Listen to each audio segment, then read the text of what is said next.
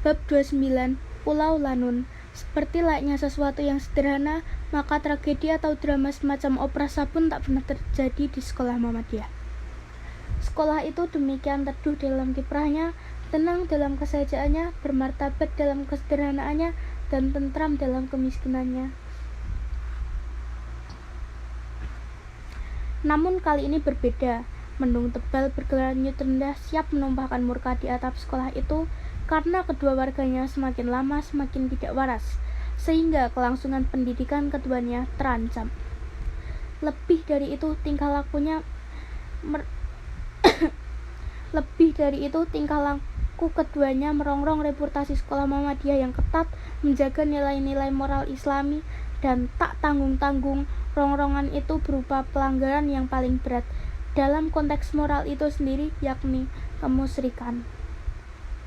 Kedua makhluk dramatis itu tentu saja sudah sangat dikenal, Maher dan Flo. Seiring dengan euforia organisasi rahasia Society yang mereka inisiasi, nilai-nilai ulangan Maher dan Flo persis penerjun yang terjun dengan parasut cadangan yang tak mengembang terjun bebas. Rapor terakhir mereka memperlihatkan deretan angka merah seperti punggung dikerok. Umumnya, angka-angka biru hanya untuk mata pelajaran pembinaan kecakapan khusus, yaitu kejuruan agraria, kejuruan teknik, ketatalaksanaan, dan bahasa Indonesia.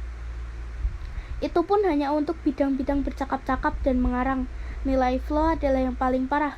Matematika, bahasa Inggris, dan IPA hanya mendapat angka 2, meskipun bapaknya telah menyumbang papan tulis baru, lonceng, jam dinding, dan pompa air untuk Muhammadiyah. Namun Bu Mus tak peduli. Beliau tak sedikit pun sungkan menganugerahkan angka-angka bebek berenang itu di rapor Flo karena memang itulah nilai anak gedong itu. Maher dan Flo berada dalam situasi kritis dan sangat mungkin dilungsurkan ke kelas bawah karena tidak bisa mengikuti Eptanas. Surat peringatan telah mereka terima 3 kali. Menanggapi masalah gawat ini, diam-diam Bapak Flo melakukan konspirasi dengan Bu Friska untuk menghasut Flo agar kembali ke sekolah PN. Lagi pula di sekolah PN, Bu Friska telah menjamin nilai yang tak memalukan di rapor Flo. Untuk keperluan penghasutan itu, Bu Friska mengutus seorang guru pria muda yang flamboyan di sekolah PN agar dapat mendekati Flo.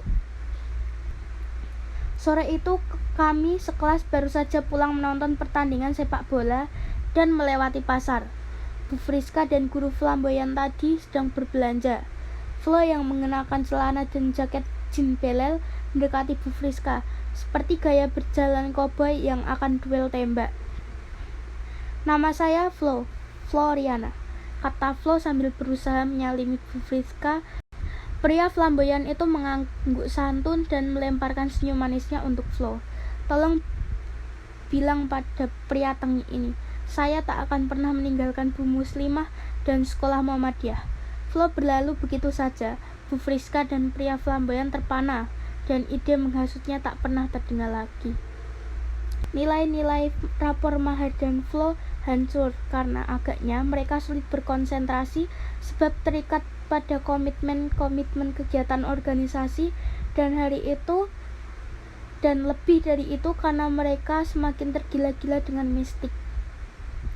Hari demi hari pendidikan mereka semakin memprihatinkan, tapi bukan Maher dan Flo namanya kalau tidak kreatif. Mereka sadar bahwa mereka menghadapi trade-off. Dua sisi yang harus saling menyisihkan, memilih sekolah atau memilih kegiatan organisasi paranormal. Sekolah sangat penting, namun godaan untuk berkelana menyibak misteri goib sungguh tak tertahankan. Mereka tak ingin meninggalkan keduanya, lalu tak tahu siapa yang memulai. Tiba-tiba mereka muncul dengan satu gagasan yang paling absurd. Karena tak ingin kehilangan sekolah dan tak ingin meninggalkan hobi klinik, maka mereka berusaha menggabungkan keduanya. Maher dan Flo akan mencari jalan keluar mengatasi kemerosotan nilai sekolah melalui cara yang paling mereka kuasai, yaitu melalui jalan pintas dunia goib, perdukunan. Sebuah cara tidak masuk akal yang unik, lucu, dan mengandung mara bahaya. Maher dan Flo sangat yakin bahwa kekuatan supranatural dapat memberi mereka solusi gaib atas nilai-nilai yang anjlok di sekolah, dan mereka tahu seorang sakti mandarguna yang dapat membantu mereka dan kesaktiannya yang telah mereka buktikan sendiri melalui pengalaman pribadi. Orang sakti ini secara ajaib telah menunjukkan jalan untuk menemukan Flo ketika ia raib di telan hutan Gunung Selumar tempo hari. Orang super sakti itu tentu saja Tuk Bayantula. Menurut anggapan mereka, masalah sekolah ini hanyalah masalah kecil seujung kuku yang tak ada artinya bagi Raja Dukun itu. Mereka percaya manusia setengah peri itu bisa dengan mudah mengembalikan angka 6 menjadi angka 9, 4 menjadi 8, dan merah menjadi biru. Setelah menemukan rencana solusi yang sangat andal itu, Mahar dan Flo tertawa girang sekali sampai meloncat-loncat. Flo menunjukkan kekagumannya pada kreativitas Mahar dalam memecahkan masalah mereka. Mendung yang menghiasi wajah mereka setiap kali dimarahi Bumus kini sirna sudah. Di dalam kelas mereka tampak sumringah walaupun tidak sedikit pun belajar. Seluruh anggota sosiatit menyambut antusias ide ketuanya untuk mengunjungi Tuk Bayantula. Para anggota ini sebenarnya telah lama mengidam-idamkan pertemuan dengan Tuk, idola mereka itu, namun niat itu terpendam karena mereka takut mengungkapkannya. Bahkan membayangkannya saja mereka tak berani, apalagi tersiar bahwa kabar Tuk menerima semua orang. Hanya nasib yang menentukan apakah Tuk berkenan atau tidak. Dan tragisnya jika Tuk tak berkenan, biasanya mengunjunginya tak pernah kembali pulang. Ketika Mahar berinisiatif ke sana, para anggota menyambut usulan mereka. Menyambut usulan yang memang telah mereka tunggu-tunggu. Mereka siap menerima risiko asal dapat melihat wajah Tuk walaupun hanya sekali saja. Kunjungan ke Pulau Lanun untuk menjumpai Tuk merupakan ekspedisi paling penting dan puncak seluruh aktivitas paranormal sosiatit. Mereka mempersiapkan diri dengan teliti dan mengarahkan seluruh sumber daya karena perjalanan ke Pulau Lanun tak mudah dan biayanya sangat mahal. Mereka harus menyewa perahu dengan kemampuan paling tidak 40 PK. Jika tidak, maka akan memakan waktu sangat lama dan tak akan kuat melawan ombak-ombak yang terkenal besar di sana.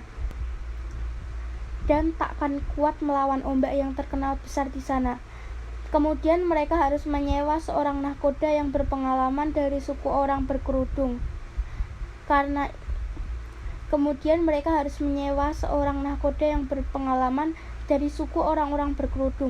Karena ia berpengalaman dan tak mau mati konyol sebab ia tahu reputasi Tuk, maka harga jasa nahkoda ini sangat mahal. Akibatnya, Mahar rela menggadaikan sepeda warisan kakeknya. Flo menjual kalung, cincin, gelang, dan merelakan tabungan uang saku selama 2 bulan yang ada dalam tas rajutannya. Mujis Melengo, hartanya yang paling berharga yaitu sebuah radio transistor 2 brand merek Philips. Si pengangguran menggaruk-garuk sampah untuk tambahan ongkos. Sang mahasiswa drop out meminjam uang pada bapaknya, dan si pemain organ tunggal menggadaikan elektron Yamaha PSR sumber nafkahnya. Adapun orang Tionghoa yang menjadi tukang sepuh emas memecahkan celengan ayam jago disaksikan tangisan anak-anaknya. Si petugas teller BRI kerja lembur sampai tengah malam. Sang pensiunan Syah Bandar menggadaikan lemari kaca yang digotong 4 orang dan menimbulkan keributan besar dengan istrinya. Sementara aku sendiri merelakan koleksi uang kunoku dibeli murah oleh Tuan Pos. Kami berdebar-debar menunggu hari H, dan ketika uang patungan digelar di atas berdebar-debar menunggu hari H.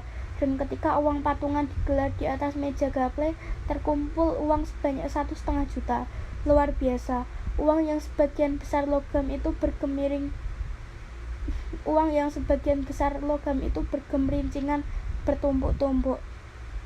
Aku gemetar karena seumur hidupku tak pernah melihat uang sebanyak itu. Apalagi karena sekretaris sosietik, aku harus menyimpannya. Aku genggam uang itu dan terkesiap pada perasaan menjadi orang kaya. Ternyata jika kita telah menjadi orang miskin sejak dalam kandungan, perasaan itu sedikit menakutkan.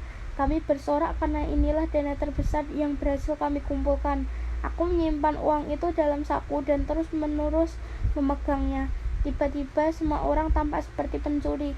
Kadang-kadang uang memang mempunyai pengaruh yang jahat. Setelah mendapatkan perahu dan bernegosiasi alot dengan nahkoda, akhirnya pas tengah hari kami berangkat. Pada awalnya perjalanan cukup lancar. Ikan lumba-lumba bekerja dengan haluan perahu, cuaca cerah, angin bertiup sepoi-sepoi, dan semua penumpang bersukacita.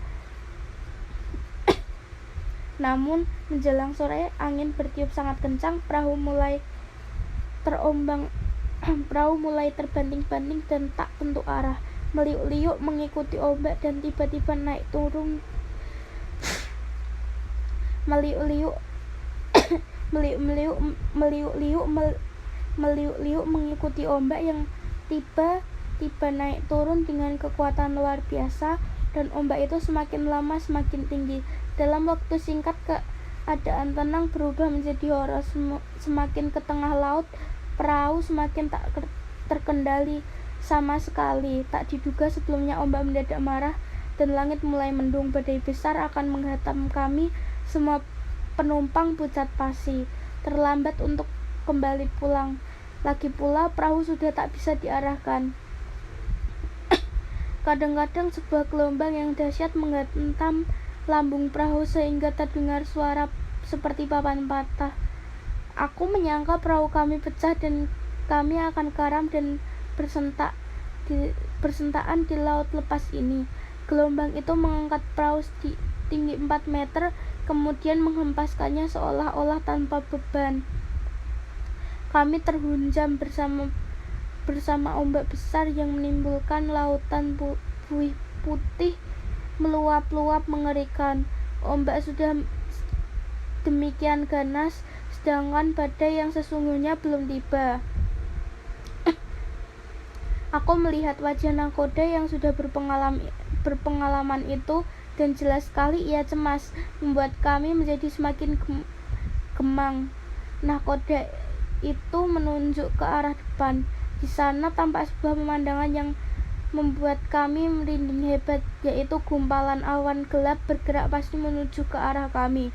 Dengan kilatan-kilatan halilintar sambung menyambung di dalamnya. Badai besar akan segera datang menggulung kami.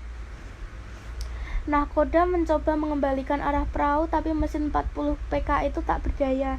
Dan jika menyusuri gelombang yang demikian tinggi, nahkoda khawatir perahu akan tertelungkup. Maka tak ada pilihan baginya kecuali menyongsong awan yang gelap kelam itu. Kami tak berdaya, seperti diombang-ambingkan oleh sebuah tangan raksasa, dan tangan itu justru mengumpankan kami kepada badai. Dalam waktu singkat, badai itu sudah tiba di atas kami, dan angin puting beliung memboyakkan perahu tanpa ampun. Hujan sangat lebat dan suasana menjadi gelap. Sambaran-sambaran kilat sangat dekat dengan perahu menimbulkan pemandangan yang menciutkan nyali. Ketika pusaran angin menusuk permukaan laut kira-kira 20 meter di samping kami, seluruh tubuhku gemetar melihat semburan air besar tumpah di atas perahu. Perahu berputar-putar di tempat seperti gasing. Kami terpeleset dan terlentang di sepanjang geladak, berusaha saling memegangi agar tak tumpah dari perahu. Nahkoda bertindak cepat, menurunkan layar yang koyak dihantam angin, menutup palka, menjauhkan benda-benda tajam, dan mematikan mesin. Lalu ia berteriak kencang, memerintahkan kami agar mengikat tubuh masing-masing ke tiang layar. Kami melilitkan tali beberapa kali seputar lingkar pinggang dan menyimpulkan ujungnya dengan simpul mati. Kemudian mengikatkan diri dengan cara yang sama ke tiang layar. Usaha ini dilakukan agar kami tak terpelanting ke laut. Kami segera sadar bahwa situasi telah gawat. Nyawa kami berada di ujung tanduk. Begitu cepat alam berubah dari pelayaran yang damai beberapa waktu lalu hingga menjadi usaha mempertahankan hidup yang mencekam saat ini. Kami butuhkan bukan Allah, sebuah lembar kitab yang nyata bahwa kuasanya demikian besar tak terbatas. Kami yang berkumpul membentuk lingkaran kecil mengelilingi layar. Tangan kami bertumbuk berusaha menggenggam tiang itu. Bahu kami saling bersentuhan satu sama lain. Kami seperti orang yang bersatu padu menjelang ajal. Hampir 1 jam kami masih tak tentu arah. Aku melihat halauan perahu berpendar-pendar dan kepalaku pusing seolah aku akan pecah.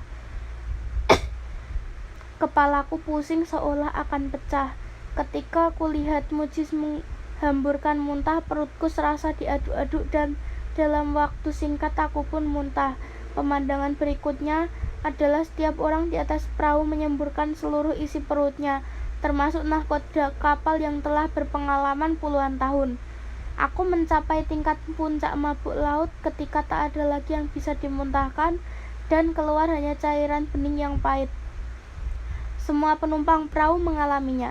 Kami sudah pasrah di atas perahu yang terangkat tinggi lalu terhempas. Dahsyat bak sepotong busa di atas samudra yang mengamuk. Inilah pengalaman terburuk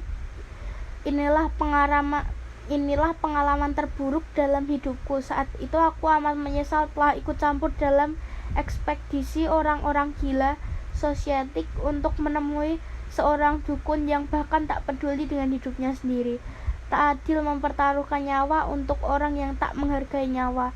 Aku memandang permukaan laut yang biru gelap dengan kedalaman yang tak terbayangkan dan dunia asing di bawah sana. Aku merasa sangat ngeri jika tenggelam. Wajah nahkoda tak memperlihatkan harapan sedikit pun. Ia juga telah mengikatkan tubuhnya ke tiang layar. Ia terpungkur menunduk dalam tangannya yang kuat dan tua berurat-urat. Memegangi kuat tiang layar, berebutan dengan tangan-tangan kami. Jika kami tenggelam, maka di dasar laut mayat kami akan melayang-layang di ujung simpul tali yang mengikat tubuh kami, seperti surai-surai gurita. Sebagian besar penumpang mengalirkan air mata putus asa. Namun, Flo sama sekali tak menangis. Sebelah tangannya menggenggam tiang layar, bibirnya membiru dan wajahnya menantang langit. Wanita itu tak pernah takluk pada apapun. Tak ada tanda-tanda ombak akan reda, bahkan semakin menjadi-jadi. Tinggal menunggu waktu, kami akan terbenam karam, dan saat menaklukkan itu datang ketika dari jauh melihat gelombang yang sangat tinggi, hampir 7 meter. Inilah gelombang paling besar dalam badai ini. Kami gemetar dan berteriak histeris. Dalam waktu beberapa detik, hendakan gelombang dahsyat itu menerjang perahu dan mematahkan tiang layar yang sedang kami pegang. Tiang itu patah dua dan bagian yang patah meluncur deras menuju buritan membikas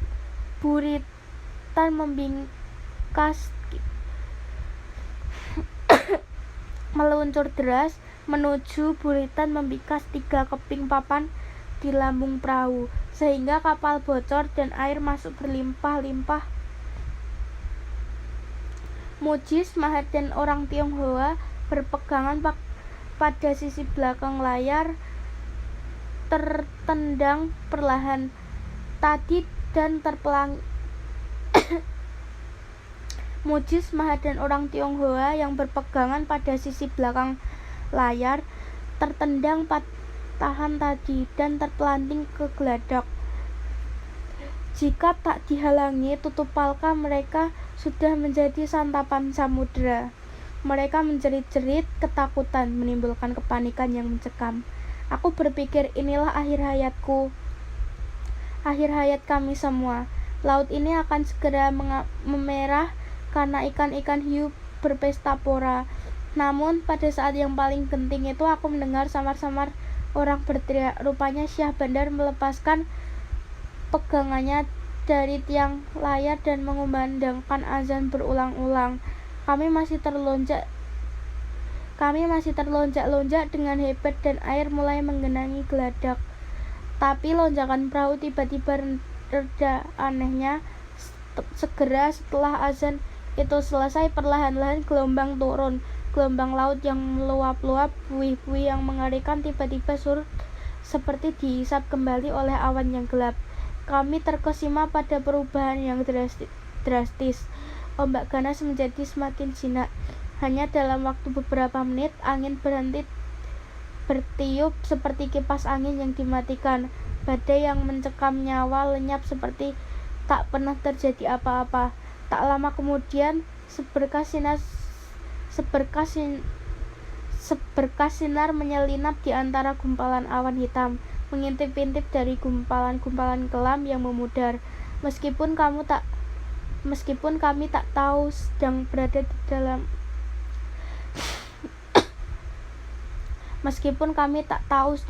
di perairan mana, namun kami bersyukur kepada Allah. Berulang-ulang menangis haru, setidaknya harapan muncul kembali. Lalu kami bergegas menimba air yang memenuhi perahu. Permukaan laut yang tak luas terbatas menjadi amat tenang seperti permukaan danau. Kami memandang jauh ke laut dan tak berkata-kata karena masih gemetar pada bencana yang baru saja mengancam. Flo tersenyum puas. Ia telah membuktikan bahwa ketika mau tercekat di kerongkongannya, ia tetap tak takut. Sebelum menemui Tuk Bayan Tula, ia telah mencapai salah satu tujuannya. Pengalaman seperti tadilah yang sesungguhnya ia cari. Awan perlahan-lahan menjadi gelap, bukan karena akan badai, tapi karena senja telah turun. Nahkoda berusaha memperkirakan posisi kami. Ia membaca bulan dan bintang di atas langit yang cerah. Karena cahaya purnama hari ke-12, ia menghidupkan mesin dan perahu bergerak pelan menuju arah sesuai hempasan badai. Berarti badai tadi telah melambung kami jauh ke arah yang memang kami tuju. Tak lama kemudian, nahkoda kembali mematikan mesin. Beliau berjalan menuju haluan dan menyuruh kami diam. Pantulan sinar bulan berkilau-kilauan di permukaan laut lepas. Sejauh mata memandang, perahu pelan-pelan menembus benteng kabut yang tebal. Sunyi senyap seperti suasana danau di tengah rimba. Ada perasaan seram diam-diam menyelinap. Nahkoda mengawasi Jannah ke depan dengan matanya. Nahkoda mengawasi Ja'ah ke depan dengan mata tajamnya yang terlatih. Kami cemas mengantisipasi bahaya lain yang akan datang. Mungkin perompak, mungkin binatang besar, atau mungkin badai lagi. Kami melihat bayangan hitam gelap di depan kami, tapi sangat tak jelas karena tertutup halimun yang semakin tebal. Kami ketakutan. Tiba-tiba nahkoda menunjuk lurus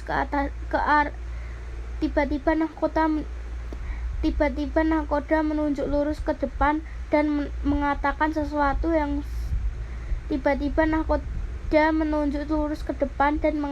sesuatu dengan suaranya yang serak. Pulau Lanun. Kami serentak berdiri terperangah, dan tepat ketika beliau selesai menyebutkan nama pulau itu, terdengarlah lolongan segerombolan anjing melengking-lengking mendirikan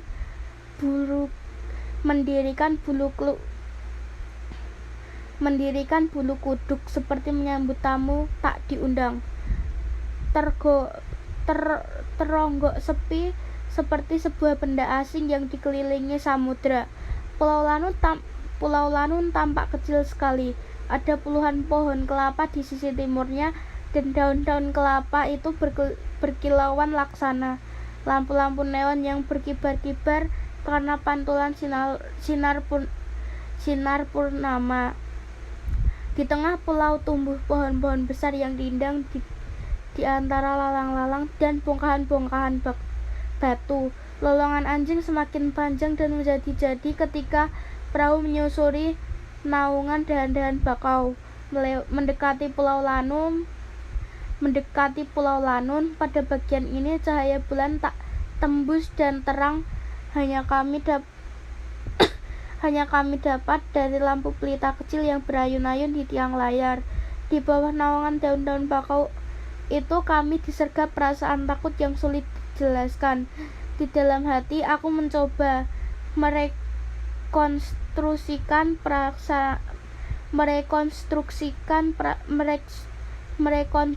perasaan yang dialami utusan pawang angin tempo hari, dan sejauh ini semuanya tepat.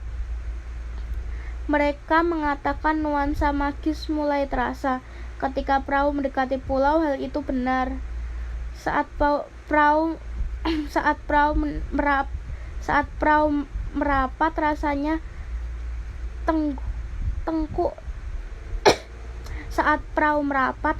tengkuk ditiup-tiup oleh angin yang jahat dari mulut ribuan hantu tak kasat mata yang membuntuti kami.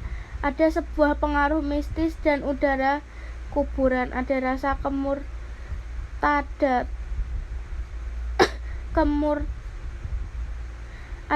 kemurtatan, pengkhianatan dan udara kuburan.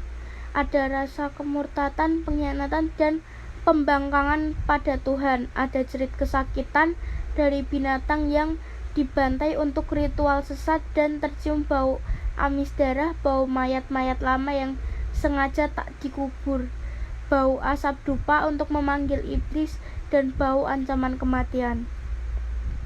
Kabut yang berterbangan, agaknya makhluk suruhan gentayangan yang mewarisi setiap gerak-gerik kami.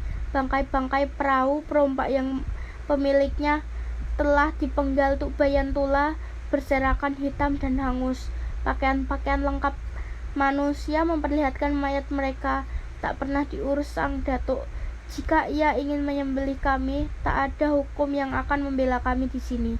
Kami seperti menyerahkan leher memasuki sumur sarang makhluk jadi-jadian karena tak mampu mengekang nafsu ingin tahu. Anjing-anjing yang melolong dalam kesenyapan malam tak tampak bentuknya. Kadang kala terdengar seperti bayi yang menangis atau nenek tua yang memohon ampun karena jilatan api neraka. Suara-suara ini mematahkan semangat dan menciutkan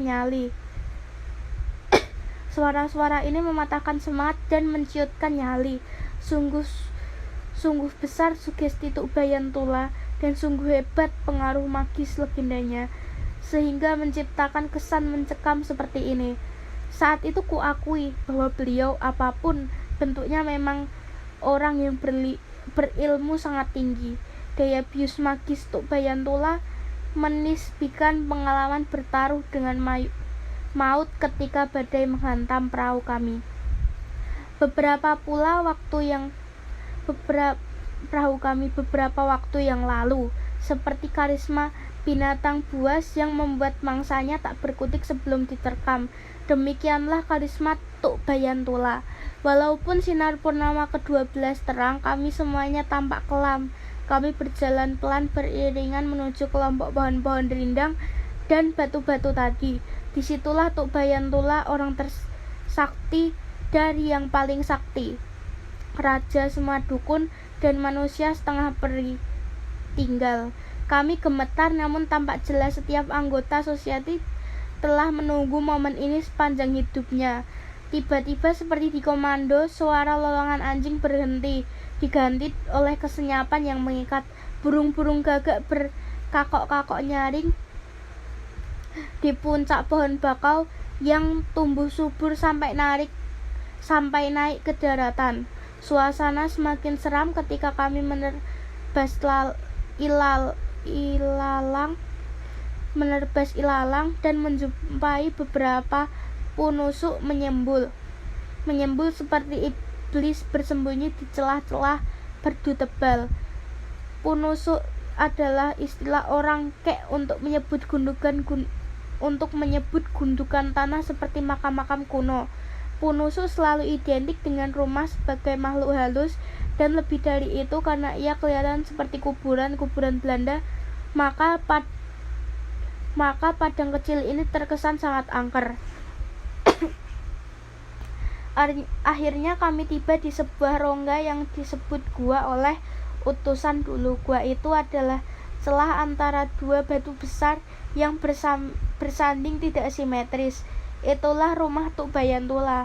Kengerian semakin mencekam, tapi tak apa pun yang terjadi. Semuanya telah terlambat karena kami melihat 11 pelepah pinang tergelar di mulut rongga batu. Kami menjual dan Datuk telah membeli. Kami telah disambut dan harus siap dengan resiko apapun. Kami tak langsung duduk karena dilanda ketakutan, dan apalagi di dalam gua terlihat kain tipis berkelebat lalu pelan-pelan seperti asap yang mengepul dari tumpukan kayu basah yang dibakar. Muncul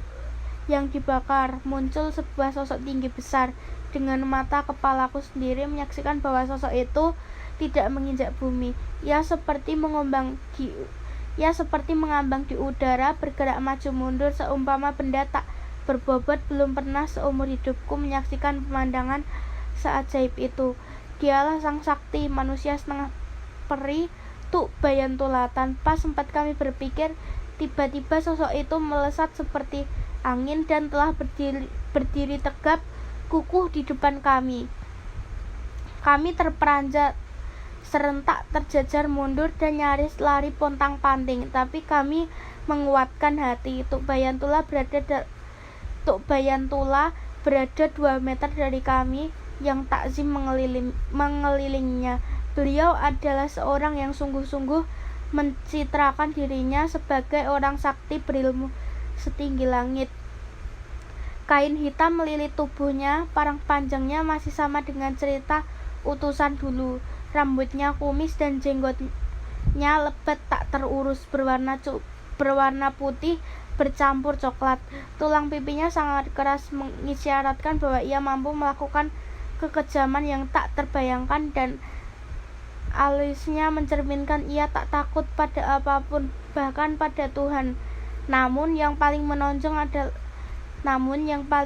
adalah matanya yang berkilat-kilat seperti mata burung.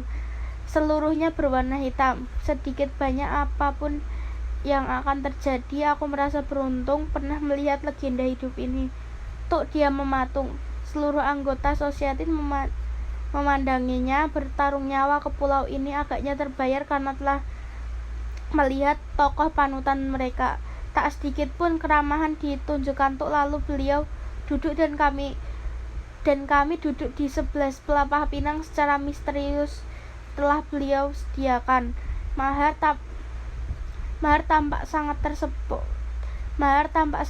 terpesona dengan sang datuk. Baginya ini mimpi yang menjadi kenyataan, tapi ia masih tak berani mendekat karena yang menjadi kenyataan. Tapi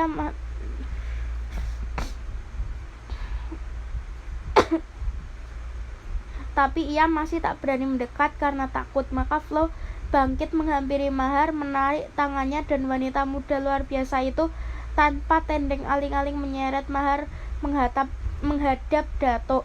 Selanjutnya dengan amat berhati-hati Mahar berbisik pada sang Datuk. Tuk memandang jauh ke arah samudera yang berkilauan, tak peduli meskipun Mahar menceritakan bahaya maut yang kami alami untuk menjumpainya. Suara Mahar terdengar sayup-sayup.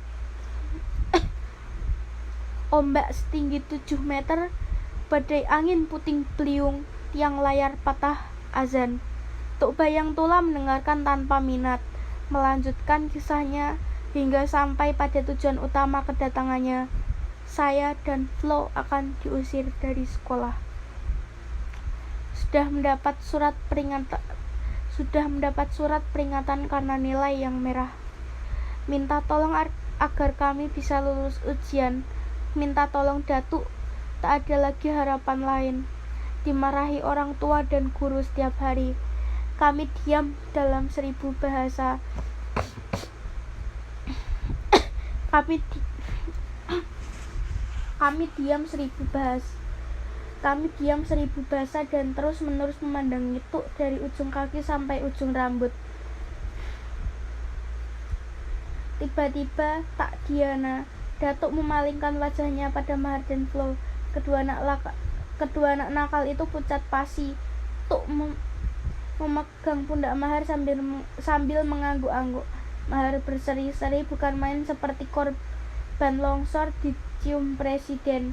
Para anggota sosietik tampak bangga ketuanya disentuh dukun sakti pujaan hati mereka. Mahar seperti apa yang harus dilakukan. Ia mengeluarkan sepucuk surat dan sebuah pena, menyerahkannya dengan penuh hormat pada Datuk itu. Dengan penuh hormat pada Datuk itu mengambilnya, dan dengan kecepatan yang tak masuk akal beliau kembali masuk ke dalam gua. Selanjutnya terjadi sesuatu yang sangat aneh dari dalam gua. Terdengar suara keras bandingan seperti 10 orang sedang berkelahi. Kami terlonjak dari tempat duduk, berkumpul rapat-rapat memandangi waspada ke dalam gua. Kami mendengar suara auman seekor binatang buas bersuara menakutkan yang belum pernah kami dengar sebelumnya. Jelas sekali di dalam sana Tok Bayantula sedang bertarung habis-habisan dengan makhluk besar yang ganas. Rupanya untuk memenuhi permintaan Mahar, beliau harus mengalahkan ribuan hantu. Seberkas penyesalan tampak di wajah Mahar. Ia tak sanggup menanggungkan beban jika tokoh kesayangannya harus tewas karena permohonannya. Debu mengepul di pasir lantai gua karena makhluk-makhluk liar bergumul di dalamnya. Kami bergidik cemas, tapi tak berani mendekat. Kami menunduk, memejamkan mata, membayangkan risiko maut. Lalu piring, kaleng panci, tulang-tulang ikan, tempurung kelapa, tungku, cangkir, cambuk, parang, dan sendok benda-benda itu terdapat primbon, peninggalan tradisional Bali, peta laut, dan beberapa kitab lama yang bertulisan tangan bahasa Melayu kuno dan kek. Pertempuran demikian seru hingga akhirnya terdengar jeritan kekalahan. Lalu kami terlihat puluhan sosok bayangan lembut berbentuk seperti jasad terbungkus kain kafan hitam berterbangan melesat cepat keluar dari dalam gua, menembus pucuk-pucuk pohon setinggi santigi, menghilang ke arah laut. Anjing-anjing hutan kembali melolong. Agaknya lolongan anjing itu memaki-maki gerombolan hantu yang telah dikalahkan Tuk Bayantula. Tuk Bayantula kembali hadir di mulut gua dalam keadaan terengah-engah, compang-camping, dan berantakan. Aku sangat prihatin melihat orang sakti sampai terseok-seok seperti itu. Demi memenuhi permintaan Mahar dan Flo agar tak diusir dari sekolah, beliau telah mempertaruhkan jiwa. Tuk mengangkat gulungan kertas, pesannya tinggi-tinggi seakan mengatakan, lihatlah wahai manusia cacing tak berguna, siapapun kasat dan siluman tak sanggup melawanku. Aku telah membinasakan iblis-iblis dari dasar neraka untuk membuat keajaiban dan membalikan hukum alam. Nilai-nilai ujianmu akan melingkar sendiri dalam kegelapan untuk menyelamatkanmu di sekolah tua itu. Terimalah hadiahmu karena engkau anak muda pemberani yang telah menantang maut untuk menemuiku. Tuk menyerahkan gulungan kertas itu yang disambut Mahar dengan kedua tangannya seperti gelandangan yang hampir mati, kelaparan menerima sedekah. Mahar memasukkan gulungan kertas ke dalam tempat bekas bola badminton dengan amat hati-hati dan menutupnya rapat-rapat seperti arsitek menyimpan cetak biru bangunan rahasia. Tepat menyiksa aktivis kota itu memasukkan Kotak itu dimasukkannya ke dalam jaket untuk memberi isyarat agar kertas itu dibuka setelah kami tiba di rumah, dan menunjuk ke perahu kami agar segera angkat kaki. Tak sempat kami mengucapkan terima kasih secepat kilat seperti angin. Tuk Bayantula lenyap dari pandangan sirna ditelan gelap dan asap dupa gua persemayaman. Kami lari terbirit-birit menuju perahu. Nahkoda segera menghidupkan mesin. Kami langsung kabur pulang, memegangi kotak bola badminton di jaketnya tak lepas-lepas. Wajahnya senang bukan main. Flo juga tersenyum lega Kertas itulah sertifikat asuransi pendidikan mereka. Kami semua sepakat akan membuka surat itu besok sepulang sekolah di bawah Filicium.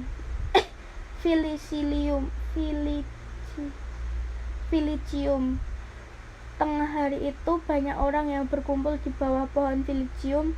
Seluruh teman sekelasku, seluruh anggota Society, termasuk nahkoda yang juga menyatakan minat mendaftar sebagai anggota baru, dan utusan terdahulu yaitu 2 orang dukun, kepala suku Sawang, dan seorang polisi senior.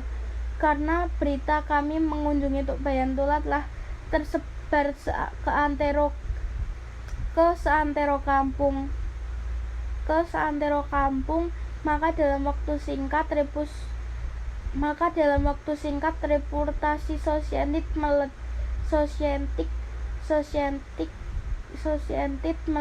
melejit.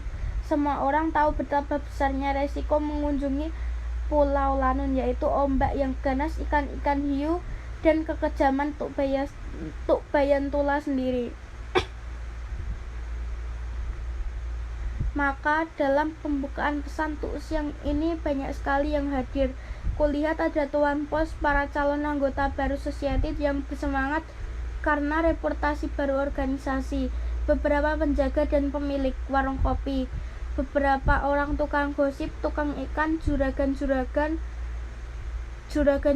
perahu, dan beberapa penggemar paranormal tingkat pemula. Setelah seluruh guru pulang, Mahar dan Flo keluar dari kelas dengan wajah berseri-seri. Langkahnya ringan karena beban hancurnya nilai-nilai ulangan yang telah sekian lama menggelayut di pundak mereka akan segera sirna. Mereka yakin sekali pesan Tuk akan menyelamatkan masa depannya. Parapsikologi, metafisika, dan paranormal terbukti bisa memasuki area manapun. Demikian kesan di wajah keduanya.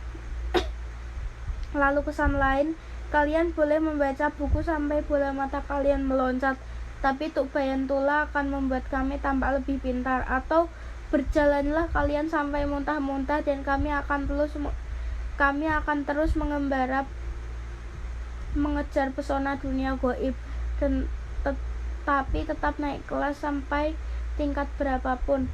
Mahar dengan cermat mengeluarkan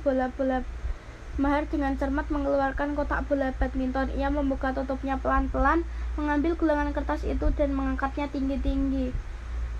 Baginya itulah dokumen deklarasi kemerdekaan dirinya dan Flo dari penjajahan dunia pendidikan yang banyak menuntut. Mahar memegangi gulungan itu kuat-kuat, dan sebelum membukanya ia memberikan sebuah pidato singkat. Nasib baik memihak para pemberani.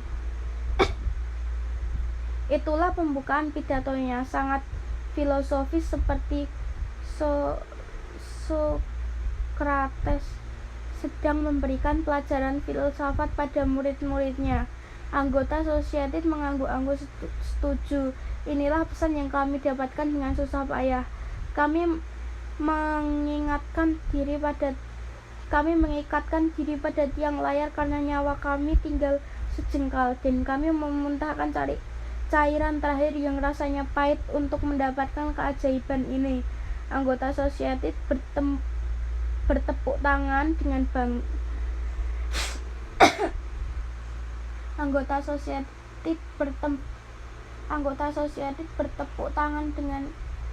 Society bertepuk tangan bangga mendengar pidato hebat ketuanya.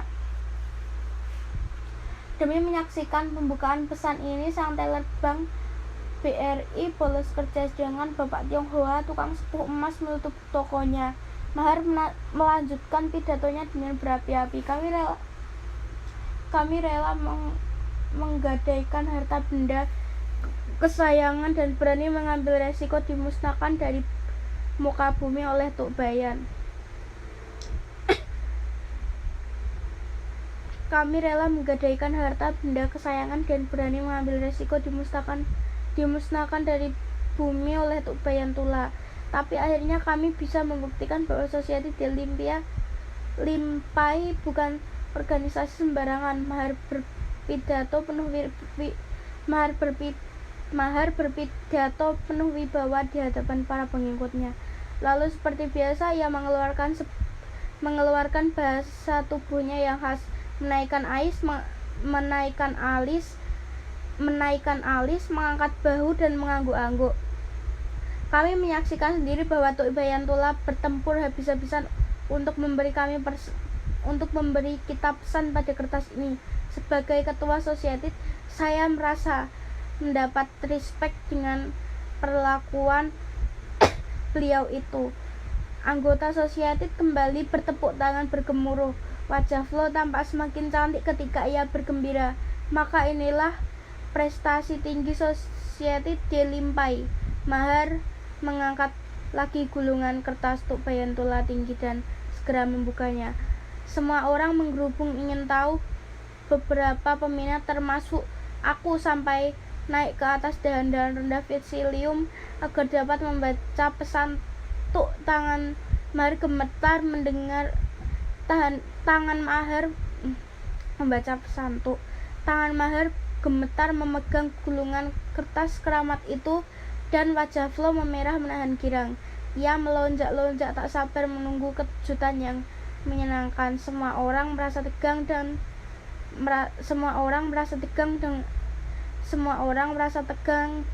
sangat ingin tahu. Maher perlahan-lahan membuka gulungan kertas itu. Di kertas itu tertulis dengan jelas, inilah pesan untuk Bayan Tula untuk kalian berdua. Kalau kalian ingin lulus ujian, buka buku belajar.